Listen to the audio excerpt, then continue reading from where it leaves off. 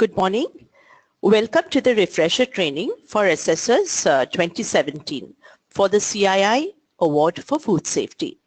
This is your facilitator for the day, Indrani Ghosh. We are going to provide you with the updates today on the award statistics, also on the new models that we have introduced this year. We will also cover the few changes that we have made within the checklist through the inclusion of sustainability. Other than that, if you see the rest of it, the next 4 bullet points are covering the feedback report writing, where we have this time provided you with a ready reckoner on which result parameters would fit with checkpoints. Also, we are going to discuss about the communication in the opening and the closing meeting, along with the site visit, how the site visit days are going to be fixed, because I have been receiving a lot of inquiries about what would be the site visit dates. So I think each of you must understand how the site visit dates are getting set up. CII has no role to play in this. It is something which has to be set up within your team members and the applicant company. CII only provides the stipulated dates that it has to be completed within August 31st. I would like to begin by once again thanking you all the practicing CII award assessors who have, after the training, made all the efforts to join the assessment last year. And for this, we have been, since last year, we have been able to provide quite a few benefits to the practicing assessors. Some of these benefits are listed below. Basically, based on the award assessment participation, commitment, conduct, and the performance, we have sent select nominations to QCI, recommending some of you as NABCB consultants, following which you had to fill in application forms, and QCI had entertained the application forms of these people, and then they also went through the process of screening, interview, etc. And I know some of you have been successful in it also. Other than this, we have been able to provide opportunity to some of you assessors to come in as impaneled faculty for FACE. Also, sorry for the interruption. I think there is a question. Are you able to hear me, all of you? Just a second. Okay. Check the audio pain meters, it says. You may need to reduce your mic level or move slightly away from the mic. Is this better? Is this better? Hello? Is the sound level fine now? No, I think people can hear me, but I think it was louder than what it should be. I've readjusted the mic position. I hope this is better.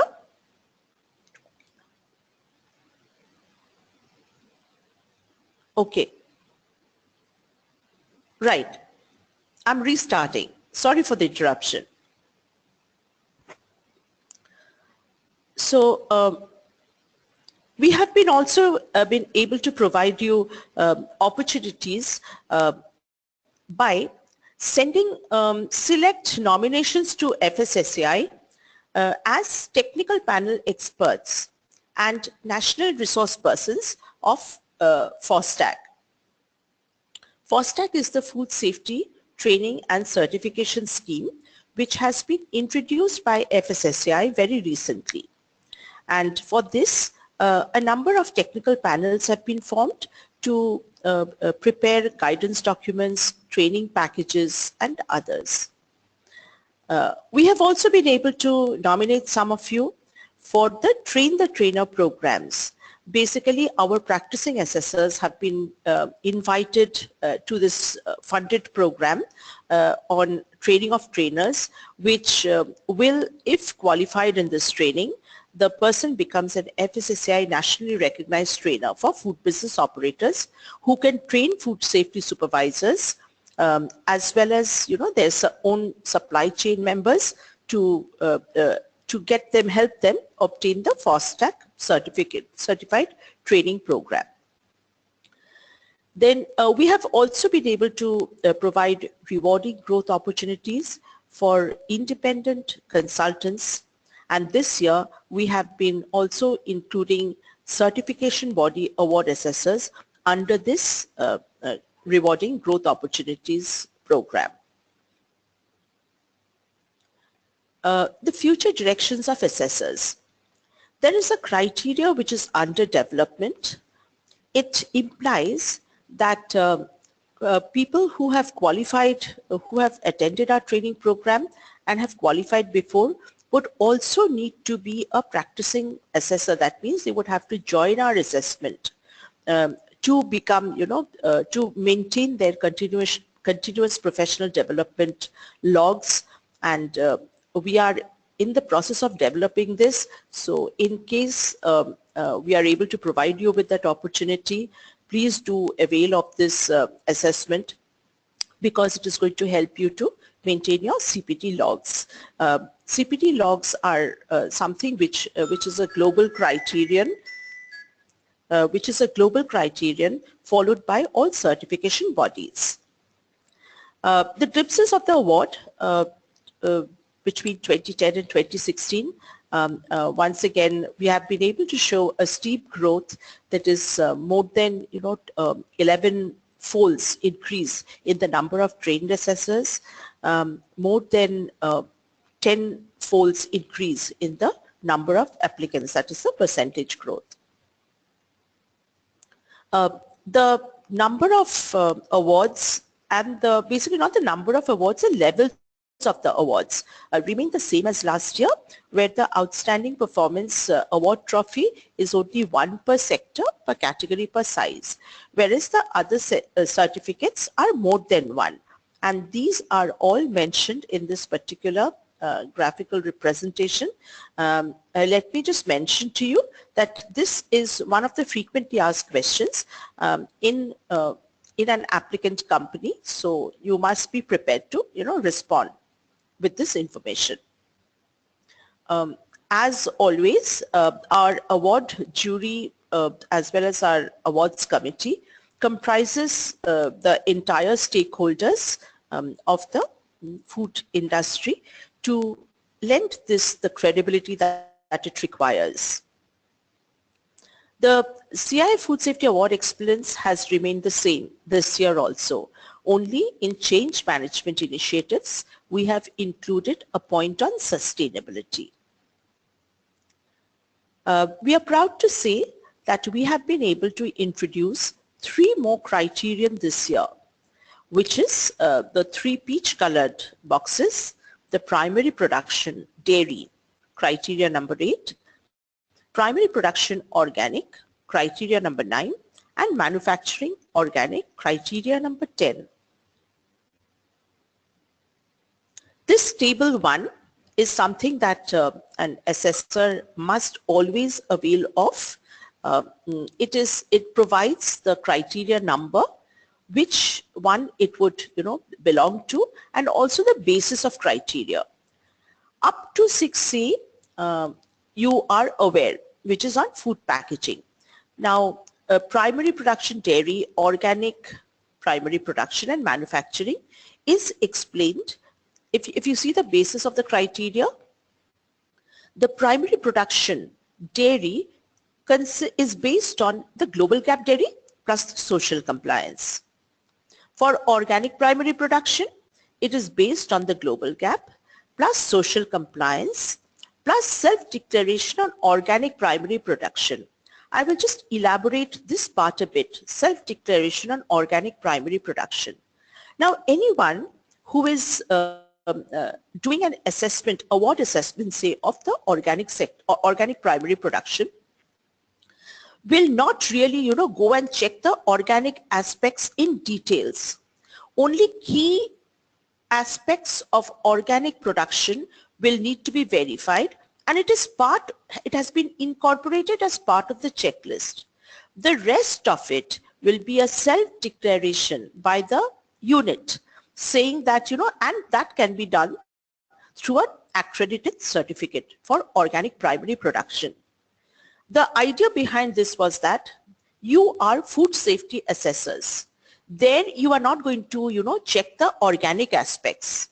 So organic aspects would be self-declaration by the applicant through an accredited certificate, and for the assessors, it would be looking at all the food safety aspects, including the co-mingling, the cross-contamination aspects, the changeover if it is mixed with non-organic production also. So that aspects have been, incorporated. Similarly, for manufacturing organic, you will look at, it is based on basically the FSSC 22000, the food safety standard regulations, the change management initiatives, social compliance, and self-declaration on organic manufacture. So you will see that the self-declaration form for both of this, primary production organic and organic manufacturing, will be different and it is more elaborate. Whatever I said just now is explained here in this particular slide. What was the basis of criteria? So dairy primary, organic manufacturing, and organic primary produce. Now, like last year, your criteria, especially 3 and 2, has yellow highlights. Now, these yellow highlights would mean that a little bit of extra priority is generally given by the jury to assess these points. What does that extra priority imply? Extra priority implies that, these are the points where the jury have more questions. Basically because these they feel are some of the basic requirements that an organization must fulfill in order to do their food safety well. So from your side also, please do have a little bit of in-depth coverage in the findings when you write the feedback on these points. It will help you to answer the jury questions if at all it comes up. So similarly for criteria 3, so we've shown you these two samples. Basically it is there in criteria 2 and criteria 3, these yellow highlights. Okay. Now comes, how we can improve our feedback report. You see the feedback, all companies are not getting a recognition, right? So what do they get, in return? They have invested in time and resources. So what do they get in return? They should get a very value-adding feedback report on maturity assessment, not on just compliance audit. This is something you need to understand. So if we have to do that, some prior information on the following 7-8 slides will make your assessment simpler and more meaningful. So this time the refresher program is focusing more on, how to obtain those information which are important to make our feedback report more value-adding. So first is that try and take the sector-specific practices information through this format that we have provided. If you see, our format is based on process steps. So, they list down for every process step, what is the mistake proofing, what is the process control activities, what is the material of construction, what is the technology that they are, following. So sector-specific is more of a focus. It also includes the technology part of it, which generally a food safety management system does not include. Okay. Then also look at our improvement list format. In our improvement list format, I will, go through all these formats are there in the subsequent slides. So this is just a summary of what we have provided. In the subsequent slides, I'll come to each of them. The third bullet point is on the result parameters. So this time what we've done is that we prepared a ready reckoner, on result parameters. Earlier also there was a ready reckoner, but that was just a laundry list of the result parameters that you should look for. Here we tried to make it a little more simpler. We've actually included which result fits with checkpoints. Then the homework on the sector specific practices, which means you also need to do a lot of pre-study before you go to the assessment. So this is first the sector specific practices. This is the format we have shared with the applicant in their application document. Now, if you see this table, it includes, as I said, per process step, what is the technology or the equipment, what is the material of construction, what is the mistake proofing, what is the instrumentation control. So for every process step, if the applicant provides this information prior, to going to the company or at the opening meeting, it will be very helpful for you to understand. So you as the assessors can just go and verify it. Now comes the numbers 7, 8, 9, 10 and 11. What is 7? 7 is primary residue control. Say for example, if an organization is making, say, soya sauce. Now for soya sauce, if they are, getting some ingredients and raw materials, from somewhere, what is their control on that raw material ingredient? See, as per the regulations, if they just have a certificate of analysis, that is more than enough for them. So compliance part of it is fine. But there are many organizations who go beyond this compliance. For example, an apple packing, a pack house. What they are doing is that they are purchasing the apples and they are doing a modified atmospheric packaging, and then they are, transporting and then supplying to the customers.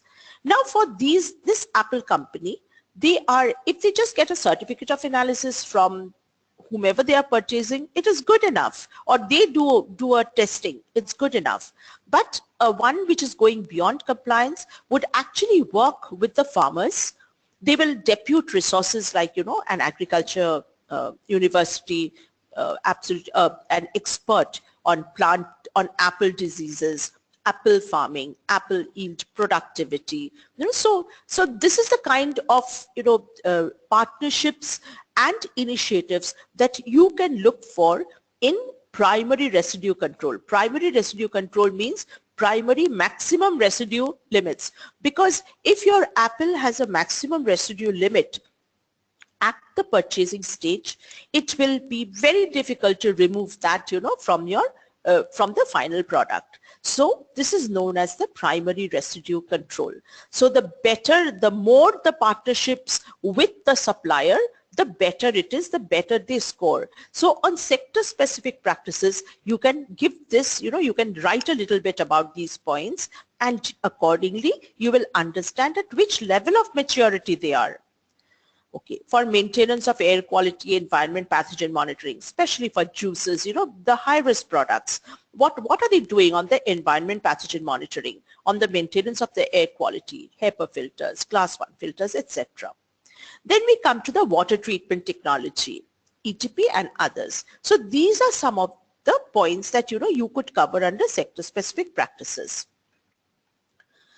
For the benefit, we had been talking about this for a very long time, but I think this year we have been successful. We've just made a start under our SHIFTS initiative, which is the CII-HUL initiative on food safety sciences. We have been able to put up guidance documents, on bakery, refined edible oil, ghee, frozen meat, frozen desserts, jam, jellies, marmalades, and we are adding more to it. So you can actually, this is downloadable. You can go to this particular website where we've mentioned the website ID. So you can go to that website and you can download these documents if it is related to the assessment that you have received. Now comes a list of improvements which we had mentioned there, as a prior information. Try and, this is again part of the application document.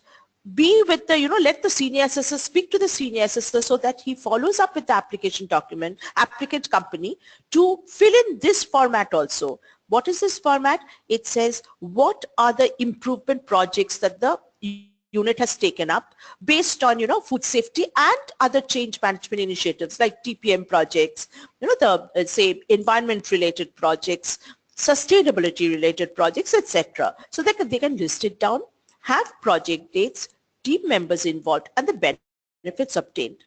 See, it is always here. I'll just add a little more point. If you see the first and the second columns, serial number and improvement activity, if a unit just fills these two up, what is it really trying to communicate to you? Yes, we have so many number of improvement projects. But please remember that without project dates, without the tracking of team members involved, without the tracking of benefits, over time, the unit is actually giving an anecdotal information to you. They are just saying, okay, these are the improvements we have. It's a lip service until they can provide you with these information. So basically, this table comprehensively tells you, gives you an idea that this is not just in an anecdotal or a lip service stage, it is in an implementation phase. And it is tracked and in a structured manner. This is the laundry list which we have been always providing to you. So these are the kind of results you should look for.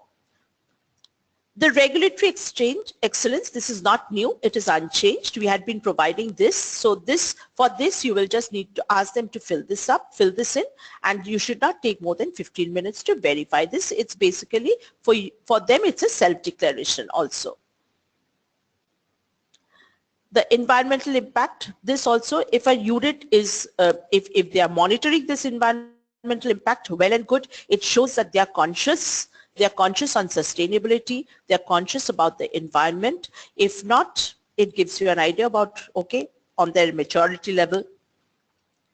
Now comes, okay, the 4-step interview to capture the data. Please remember, we should not be seen, CII assessors must not be seen as judgmental, okay, arrogant. They must be, basically they should first go and, tell them that we are representing you in the next stages of evaluation. So basically assessors represent the applicant unit. So they have to capture information this way. They're going to represent the unit to the next stage of evaluator. So start by inquiring on their strengths, okay? So you go to pick out those key things that you would like in your checkpoints and ask them about their strengths. Once they start talking about the strengths, you can probe deeper into the strength in a logical manner. I will explain this third point through my subsequent slides. And in the process, what happens? Opportunities for improvements, if any, should emerge. Now let us see how we, probe deeper. Now, probing deeper means what? You ask questions on, the enablers as well as the results. So in the enablers, you ask about, how their PDCA is working. So ask about the plan, ask about the do, check, and the act. Ask about the extent of deployment, review systems, improvement of enablers. Now, this particular slide is not new. I had, spoken about this last year as well. So let us see how more can we get information on this slide, in a in-depth manner. So for the approach, ask them, the 5W1H. Ask them whether it is across all the processes and the functions. Ask them whether it is down the line, that is right from top management to the grassroots level, and also see whether there are measurements. Now we were saying how to probe deeper on the strengths in a logical manner. I think this is what we said, right? That probe on the strengths, OFIs, if any, will, emerge. Now we spoke about 5W1H. Also ask, find out about the awareness of that particular process among employees. See, many a time we find that some assessors are scoring, say, food defense very high. But on the food defense, sometimes we find that it is only the food safety team leader who knows about it. The others are not aware of it. So basically the awareness, but you see in food defense also, the rest of the people, the concerned people should also know about it. So the awareness of the process among employees. Now comes deployment across functions and among relevant peoples. Supposing water is one of the food defense aspects. So water, if it is there among the food defense aspects, so it not only should be known by the food safety team leader, it should also be known among the operators of the tank, of the water tank, the cleaners of the water tank, that they have to lock it after, the cleaning, the supervisor. So, you will have to see whether the relevant people are aware of that and the deployment is there across the functions. Then comes the target trend benchmark results to demonstrate effectiveness. Of course, for each of them, as we said, most of them will have an applicable result, parameter. So for them, see whether the targets are stretched. Some organizations give very comfortable targets. So, if it is a stretched target, and they're just about to meet a stretch target, that has much more value in the level of maturity than a unit which is taking, very comfortable targets and doing more than that. So this assessment also should be, there through documentary evidence. They should be able to show you documentary evidence on how they set targets and trends. Now we come to the benchmark results. Okay. So as we said, for any result, you need to look at targets, the trends, the comparison with best-in-class benchmarking, and the results covering all the relevant areas. I have marked number 3 in red, mostly because it is much easier said than done. We can tell you, do pre-read, study about the best practices, and you will know the best practices. But that will not give you the entire information. See, how do we understand maturity of benchmarking? When a unit is benchmarking, they will be able to prove it to you when you find them having comparative results with other units of their own organization. If it is a multi-unit company, which means that they are, if supposing they have one in Ghaziabad, one in Noida, one in, Pune, one in Nasik. So, this unit will say, we are the best in this particular aspect, of food safety, which is like, customer satisfaction. So the next question you will ask is that, how do you know you are the best? So they will say, okay, see, these are our 4 units, in the country. And among the 4 units, there is, someone who does an, kind of a third person assessment. And here we are shown as the number 1 in each quarter, or, in the last 2 quarters, we have been number 1. First 2 quarters, we were number 2, something like this. So they will be able to show you some comparative units. So what do you know? You know they are doing, they are one of the bests among the 4 units within their organization. So this is one level of maturity. Now you come to the second level of maturity. Then you ask, okay, then there will be some units who will say, we are the best in the country. So then you will have to ask them, tell us, how do you know you are the best? So they will have to show you that, they've done possibly again another, unknown third party kind of an audit, in the market. And they show that, say suppose it's a biscuit company. There are, 10 biscuit companies, and they are showing you that they are the number 2 or the number 1 among all the biscuit companies, and those data are there with them. So then in the Indian industry, they are number 1, number 2, etc. Then there will be some units who will say we are the global benchmarks. Similarly, they'll have to show that level of achievement. Please remember that someone who is not tracking benchmarking data will not be able to, prove that they are doing, they are the benchmarks. Anyone who is a benchmark organization will have data to prove to you that they are benchmark organizations. This is one of the, profound manners in which we can do, an assessment of the benchmarking. Now we come to results. We come to the results linked to subsections. Here you see, this is the Ready Reckoner page that I was talking about, your page 33 and 34, I think. So equipment suitability and maintenance. Breakdown. See, in this, when you do the assessment of this particular sections, you will be, you should be putting down data on breakdown, not just data, basically a trend on breakdown, overall equipment effectiveness, mean time between failure, mean time between repair. So now You cannot just, that is why these kind of information, some companies who are already doing TPM, they would be having this data. But please remember, all companies are not doing TPM. So the best is that, you ask them for this data before you go to the site. That would be, they would be prepared with this data. But also it gives you an indication that someone who is preparing the data just for you and a company which is tracking the data as one of their norms, which one is a better, of a better maturity? I'm sure you can understand which one would be that. Similarly, for customer satisfaction indices, segmented, customer complaints, return products, etc. Then for rework, you can put rework percentage, reject percentage, scrap percentage, any Kaizen projects that they have done to reduce the rework over time. You can mention that. See, like this kind of an information, just 2-3 lines in the findings column will add so much value. Even the company will start seeing, their checkpoints. Otherwise, companies think food safety is a cost only. Food safety is not a cost. Food safety done in the right manner will actually reduce cost also. So this is what we are trying to, communicate to them. So if we put it in that right section, the company will also start thinking that way.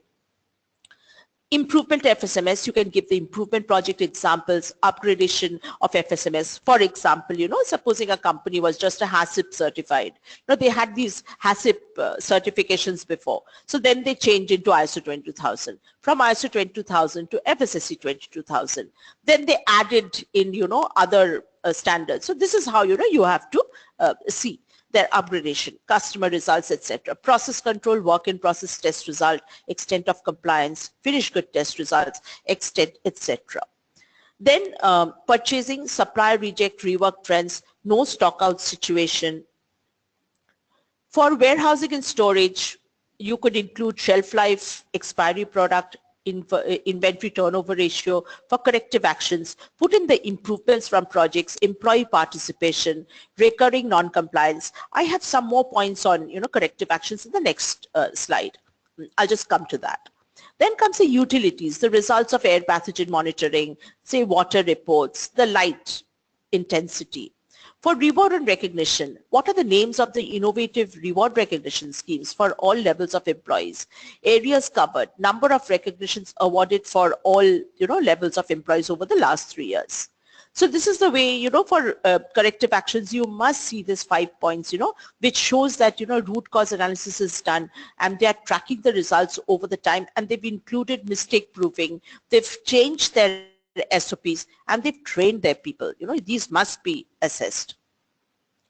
Now, before I go to the award assessment process, I must bring to your notice that most of the teams have a calibrator, who is a common person in that particular sector. So the calibrator is someone who is supposed to, say if there are 4 beverage companies of the large scale that the calibrator is, calibrating, his duty is to, or responsibility is to identify which was the number 1, number 2, number 3, and the number 4. That is the best, second best, third, and the fourth. Sometimes the scores do not indicate it because scores are later on again calibrated. So the thing is that he can also work on the scores, but in discussion with the senior assessor and the CII reviewer and the calibrator after it is over. But sometimes during the process of assessment also, the calibrator can add a lot of value by saying, okay, this kind of an information, say the rework policy, which is a no rework policy, is very good. This kind of, a policy got them 95%.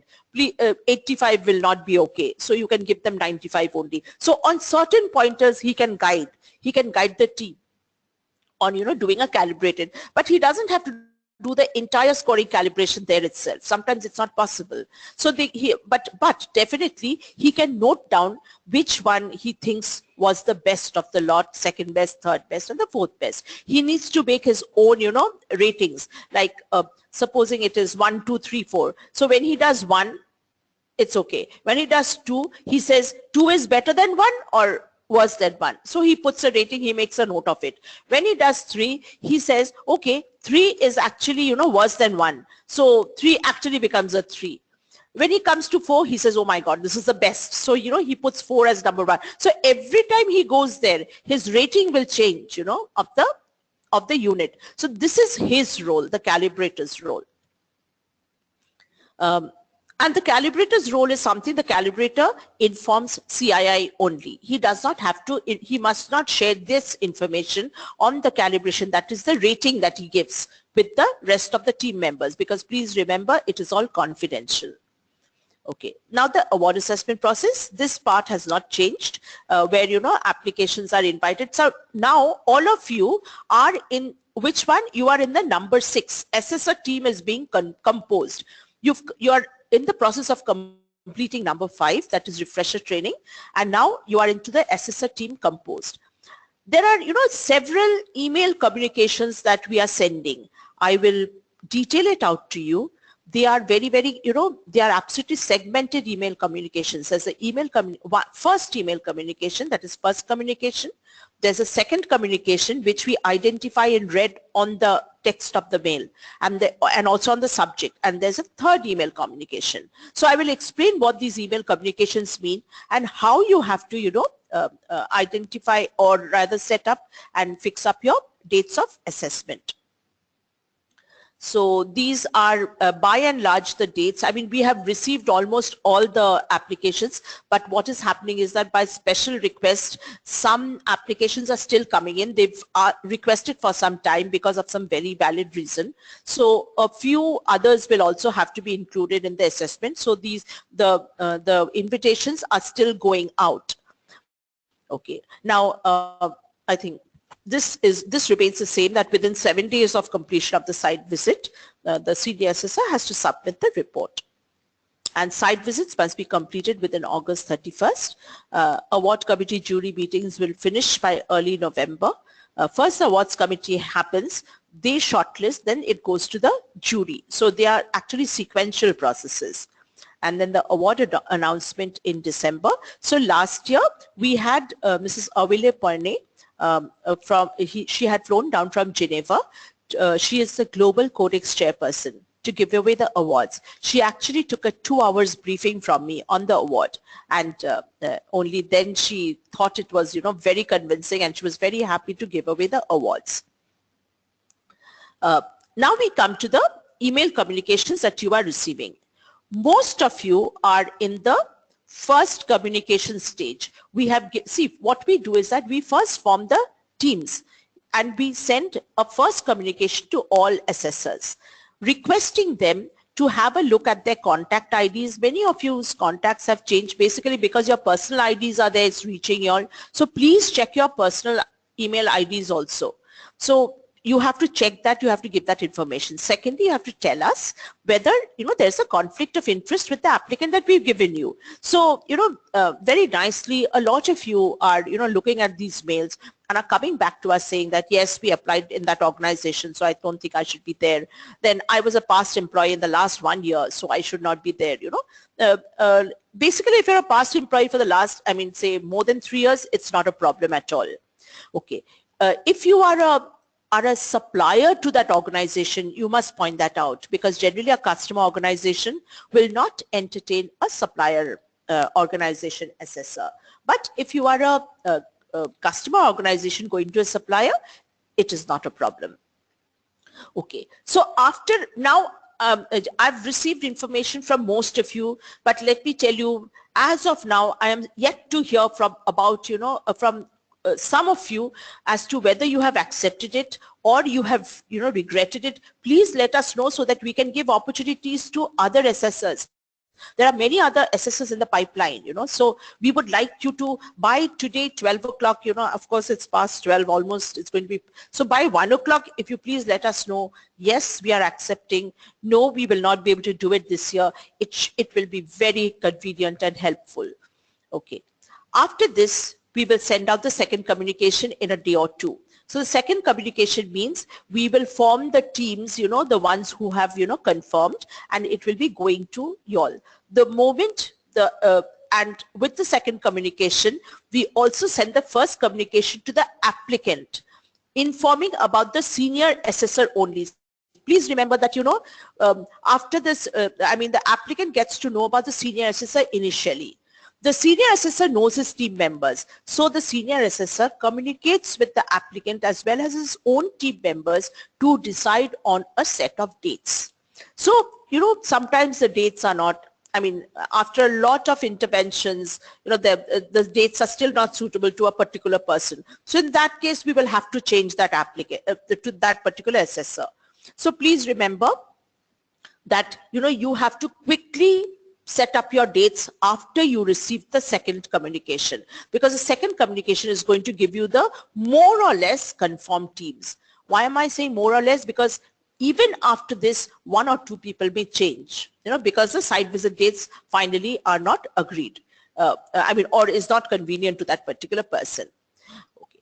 Now the senior assessor, what we'll do is that we'll send the third communication with all the required attachments, to the senior assessor, who will share it, will just forward it to the team of assessors, to his confirmed team of assessors, only when the site visit dates are fixed, not before that.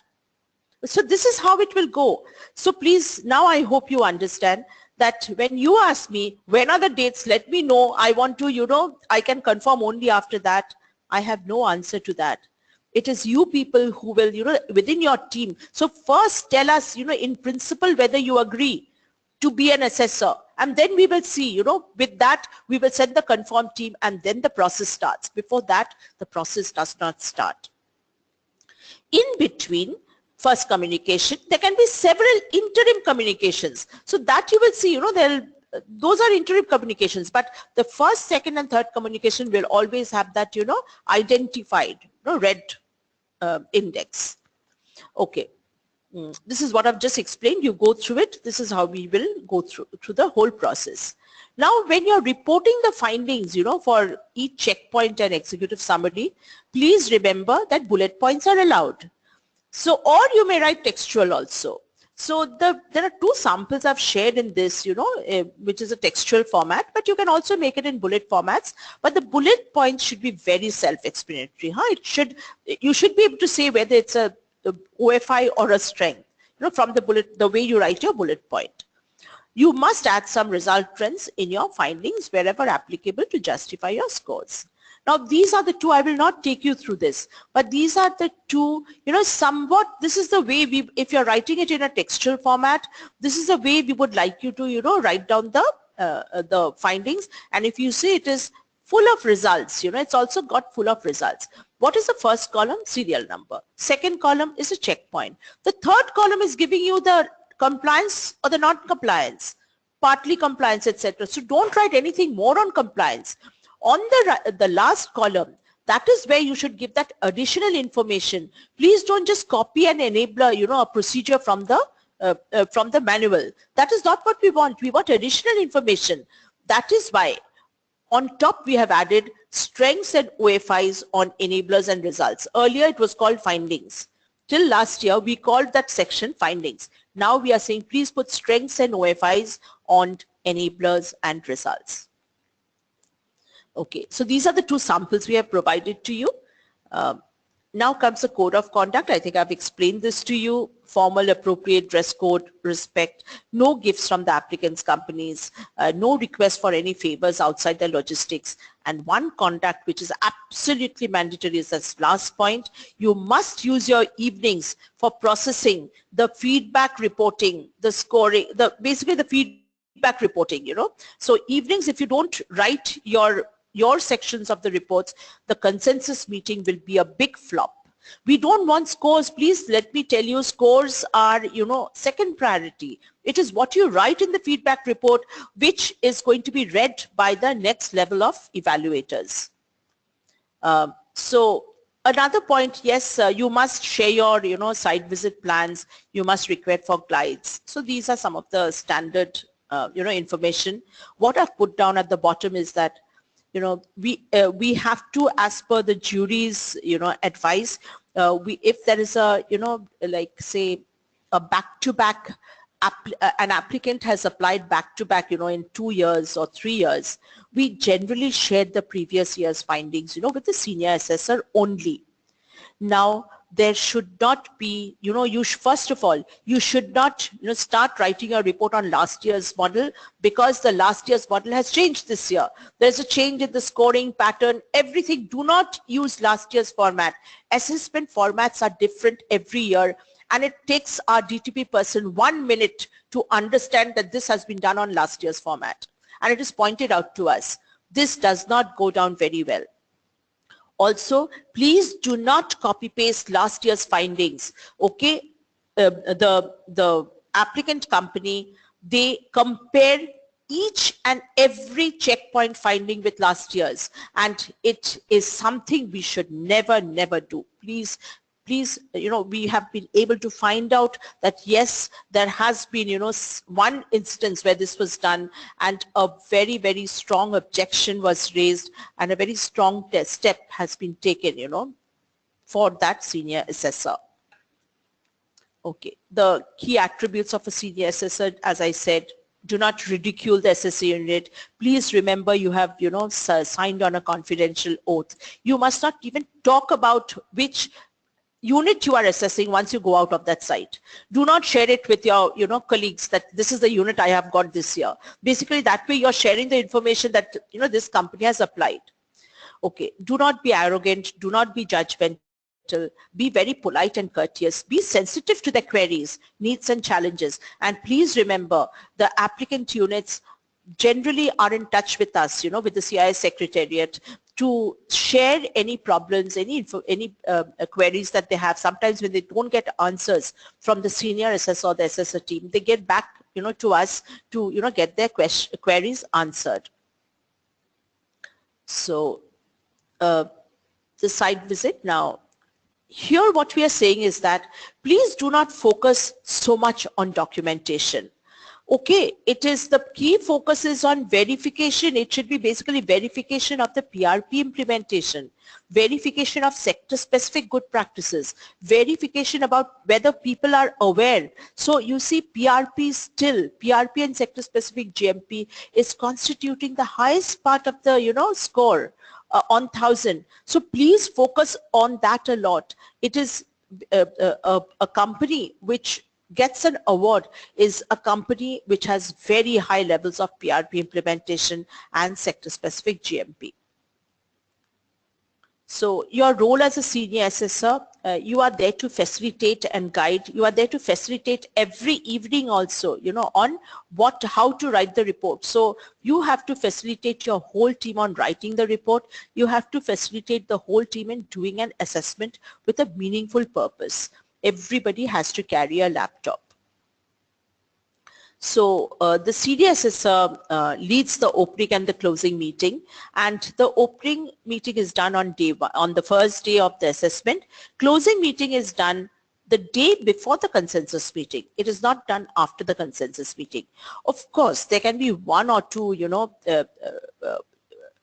exceptions where due to a site visit change, etc. and all, something could be done. But please, as a rule, we do not do the closing meeting on the last day. We do the closing meeting, before the consensus meeting.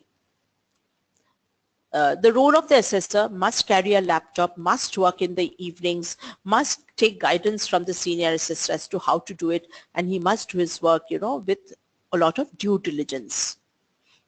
So the articulation, please remember, we keep on saying that, you are getting evaluated. Many a times the senior assessor gives us a feedback on the assessors. The assessors are also allowed to give us a feedback on the senior assessor and the assessor team members. So there's a feedback form that we share with you. So please fill in that feedback form and share it back with us. Or you can also give us a call and tell us about it if there is any problems that you face. It is also, see, one way each of you get evaluated by CII is through the report that you write, so your reports get read, by various levels of calibrators and reviewers. So that is how, we also get an idea about how you are doing an assessment and how good you are at it. for the opening meeting, we will share a PowerPoint presentation with you through our third email communication with the senior assessor, who will in turn share it back with each of you assessors. There is an appeal system. And this appeal system must be pointed out, by the senior assessor to the applicant company. That is, if there is any problem with each of you, say as an assessor team, as an administering body, that is CII phase, they can bring up a complaint and, complain to us on that point. And it would be resolved within 3 working days. Okay. On the presentation by the applicant at the opening meeting, this is a very good practice. If the applicant company makes a presentation we provided a list of agenda. Also, you can tell them that, you can request for best practices photos of GHP, GMP mistake proofing. You can point it out during your, when you go to the site, and you can tell them that, you can keep these photos and share these with us, which we can share to the next level of evaluators. But if they are not comfortable sharing it, please do not insist on this. Now, some frequently asked questions by the applicants. I've just listed 3 to you. If you have more questions, you can ask me when we have the question answer session. So I'll just go by it one by one. One question the applicant asks is that we have international certifications. Why are we being asked about aspects where compliance is not a requirement? So here, as an assessor team, you will have to explain to them about the maturity assessment. Maybe you take them back to the application document, show them that format, that there are, 4 columns. You tell them that the 4th column is on maturity assessment. The 3rd column is on compliance. So this is a beyond compliance assessment. That is why we are asking you questions on benchmarking, etc. Another point is that they will ask you, why don't you share the names, the number of applications you have received? So of course you can say that CII does not share it with us. Okay, so that is definitely the truth. But along with it, you should also explain that these names and number of applications are not shared because this is in the best interest of the industry. It ensures confidentiality.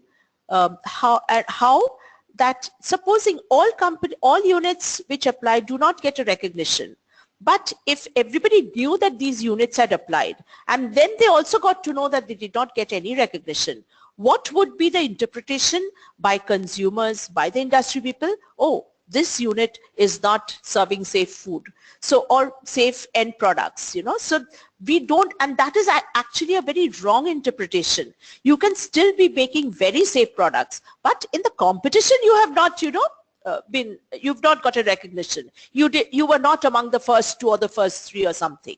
So this is what, you need to explain to them, that it is in the best interest of the industry. And this particular rule has been not formed by CII. It has been formed by the council, the CII council, which is formed by the industry itself. Okay. Another question that can be asked is that we obtained significant achievement 2 years back, but even with improvements, we received a lower recognition last year. Sometimes they don't even receive any recognition last year. So you can explain to them that the award committee, the jury, and the very progressive participating industries are going on raising the bars each year. So if you've just addressed your OFIs and done a few improvements, maybe there is another unit of your sector which has done much above that and has, gone to bag that recognition.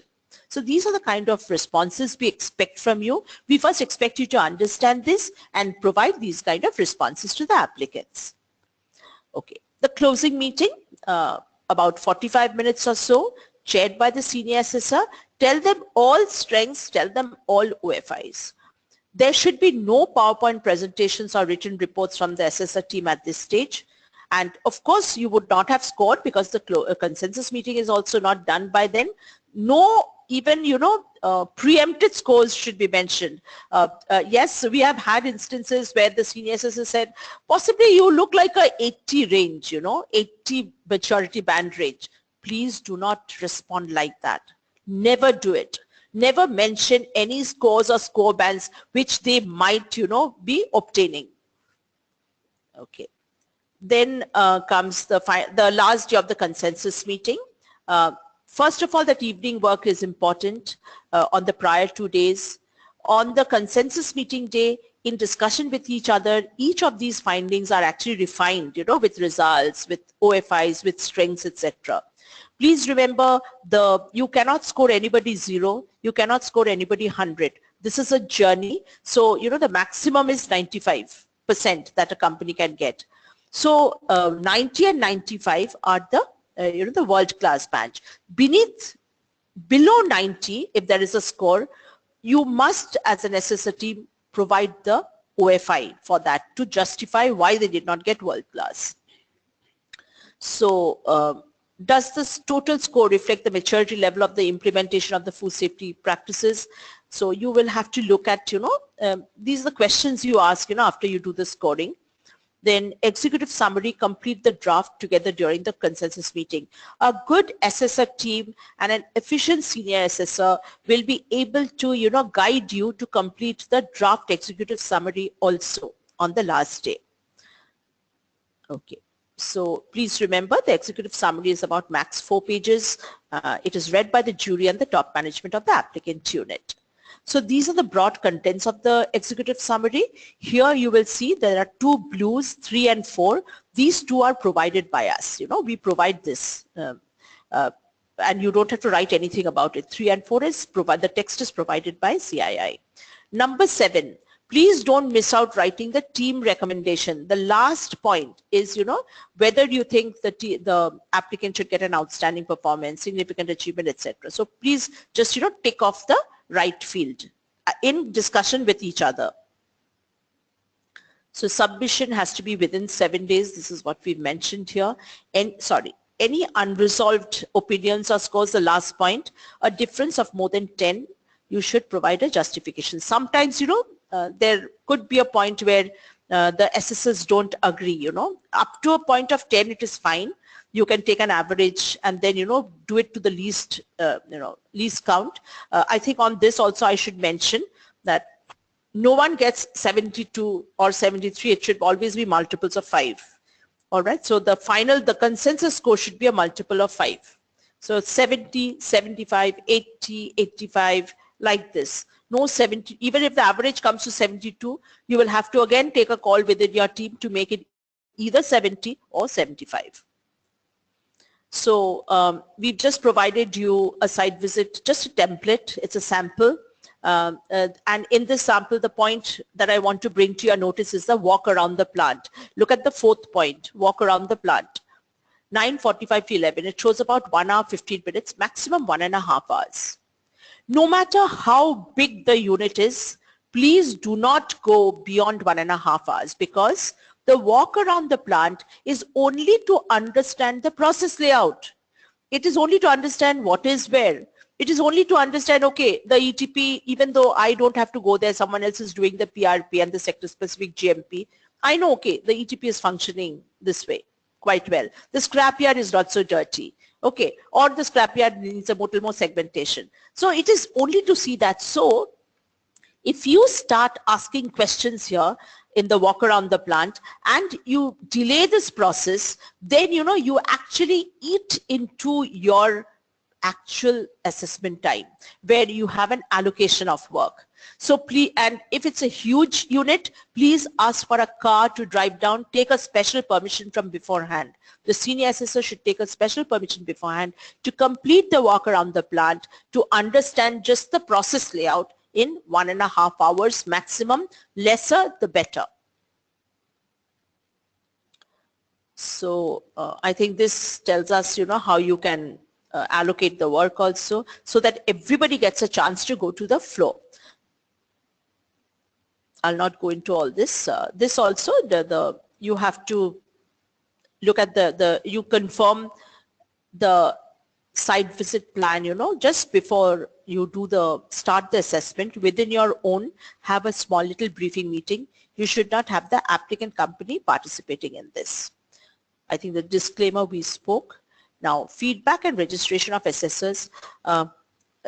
quite a few of you have already obtained the invitation. A few of you are yet to receive the invitation. Please remember, we are not able to provide opportunities to everybody. These are the criteria, on which we have to base also. And also, people who have been doing assessments, we always prefer the ones, who have been continuing to do assessments. Of course, we make a mix of one new person, one, someone who has, and the others who have continuity. Once the continuity breaks, the assessor has a little lesser chance, to get an opportunity next year. We also see the commitment levels. We also there is also a tracking of, if there are people who are dropping out, assessors who are dropping out in the last moment, everything is tracked. We have all that information from the last 7 years. So please remember, the criteria of selecting assessors is also very, very stringent. Please send your updated CVs in the specified format. Contact Saurav Agarwal.